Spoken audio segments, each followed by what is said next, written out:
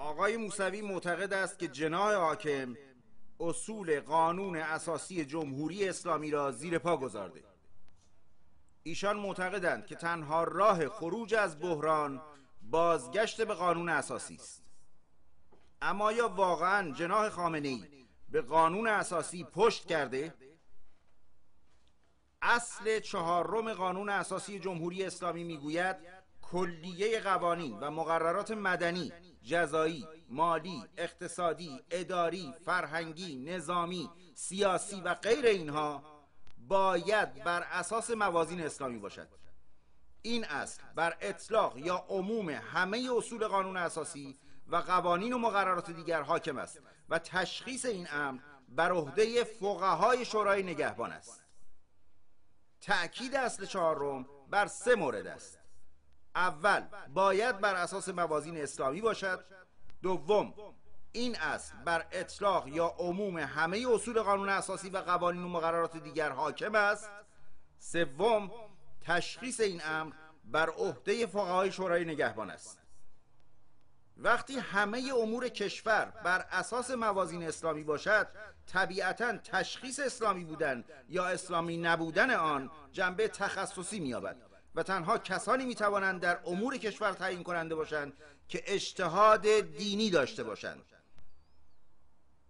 و وقتی تنها مجتهدین مرجع تصمیم گیرنده در مورد قوانین و مقررات مدنی، جزایی، مالی، اقتصادی، اداری، فرهنگی، نظامی، سیاسی و غیر اینها باشند، پس تعیین سرنوشت کشور تنها در انحصار گروهی خاص قرار میگیرد و این گروه همان فقهایی هستند که اکنون بر سریر قدرت تکیه زدند.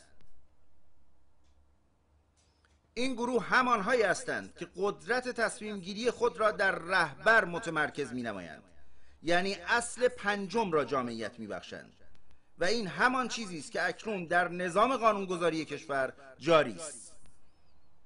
پس جناح خامنه‌ای یا جناح راست مطابق با اختیاراتی که اصل 4 قانون اساسی به آنها می دهد عمل می کنند.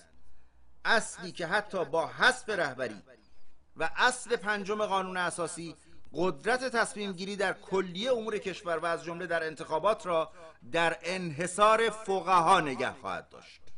تا اینجا آنچه که از عقلانیت این معادله حاصل می شود این است که آقای موسوی علی‌رغم هشدارهایی که به جناح خامنه‌ای درباره نادیده گرفتن اصول قانون اساسی می دهند، خود با پشت کردن به صلاح دید فقهای اسلامی عملاً مهمترین اصل قانون اساسی را زیر پا گذاردند.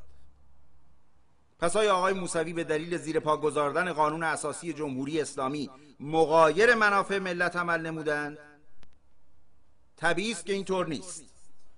آقای موسوی به هر حال منتخب اکثریت آرای مردم در همین انتخابات محدود اخیر بودند.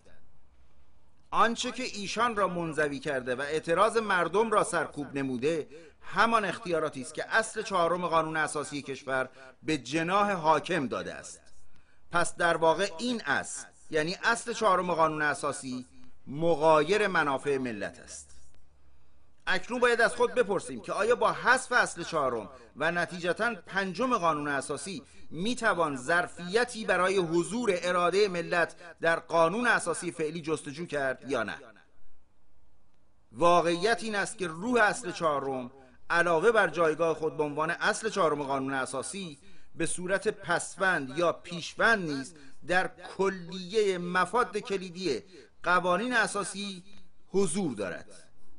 بنابراین قوانین اساسی جمهوری اسلامی که گویا از حیث انحصارات فقهی 4 میخه شده نمیتواند ظرفیت مناسبی برای احقاق حقوق ملت داشته باشد و این به معنی ضرورت تغییر بنیادین قوانین اساسی کشور است، حتی اگر پافشاری بر این مهم به فروپاشی نظام جمهوری اسلامی بیانجامد، چون حق تعیین سرنوشت برای ملت ایران در زمره مهمترین، اساسی ترین و ابتدایی ترین حق این ملت است.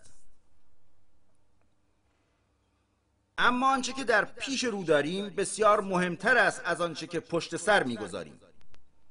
اگر قانون اساسی جمهوری اسلامی قادر به تحمل اراده ملت نیست، پس مبنای قانون اساسی جدید چه میتواند باشد؟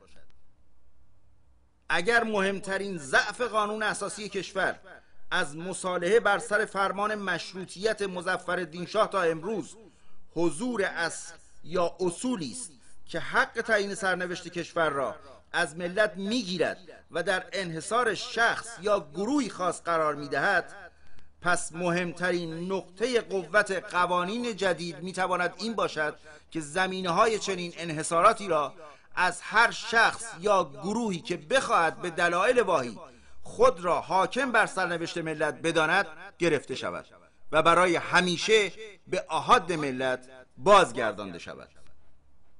اما چگونه و با چه تضمینی؟ برای از میان برداشتن زمینه‌های استبداد در قوانین اساسی جدید چه تضمینی میتواند وجود داشته باشد؟ آیا تنها درج حق حاکمیت ملت بر سرنوشت خیش در مفاد قوانین اساسی جدید کافی است؟ ملت ما برای اینکه بتواند بر سرنوشت خیش حاکم باشد باید بتواند با اتکا به اراده خود در هر زمانی که بخواهد رفراندوم عمومی برگزار کند. برای آنکه بتواند رفراندوم عمومی برگزار کند باید بتواند گزینه‌های دیگر سیاسی را در اختیار داشته باشد. برای آنکه بتواند این گزینه‌ها را در پیش رو داشته باشد باید فرصت شنیدن حرف‌ها و برنامه‌های احزاب سیاسی کشور را به دست آورد. و برای اینکه بتواند چنین فرصتی را به دست آورد همه احزاب سیاسی با هر عقیده و مسلکی باید در جامعه حضور داشته باشند. و برای اینکه بتواند برنامه‌ها و عملکرد سیاسی احزاب را به چالش بکشاند باید آزادی بیان داشته باشد و آزادی کلیه مطبوعات و رسانه‌های کشور را. و همچنین تشکل‌های آزاد صنفی و مدنی باید حضور داشته باشند تا با پشتیبانی مطالبات واقعی مردم اراده ملت را برای همیشه در مقابل وسوسه استبداد نهادهای قدرت قرار بدهد و همه اینها در زمره شروط اساسی رسیدن به حاکمیت ملت بر سرنوشت خیش است و این انجام نمیگیرد مگر با تدوین قانون اساسی که چنین ظرفیتی را در نهاد خود داشته باشد. به اعتقاد ما تا مادامی که همه اصول قانون اساسی جدید در جهت برابری حقوق همه افراد جامعه از هر رنگ، نژاد، عقیده، مذهب، جنسیت و قومیت همسو نگردد، حق حاکمیت ملت بر سرنوشت خیش در جامعه تحقق نمی‌یابد. اکنون زمان آن رسیده که جنبش آزادیخواهی ایران در حصول به اهداف خود راه صراحت در بیان و عمل را برگزیند. اگر مفاد اعلامیه جهانی حقوق بشر ملاک و معیار سنجش نقض حقوق بشر است، اگر پیروی از مفاد اعلامیه حقوق بشر به رفع تبعیض‌های ضد بشری می انجامد و اگر جریان روشنفکری جنبش آزادیخواهی ایران بر سر برابری حقوق انسانها و حفظ کرامت انسانی با هر رنگ و نژاد و عقیده و مذهب و جنسیت و قومیت با یکدیگر متفق القول هستند و آن را انکار نمی کنند، پس نیازی به پیمودن و آزمودن دوباره راه‌های رفته نیست. ما نیاز به قوانینی داریم که در مفهوم خود صراحت داشته باشند، قوانینی که تفسیر تحت لفظی نخواهد یا تفسیری که نیاز به مجتهد و فقیه داشته باشد. ما چنین قوانینی را نمیخواهیم.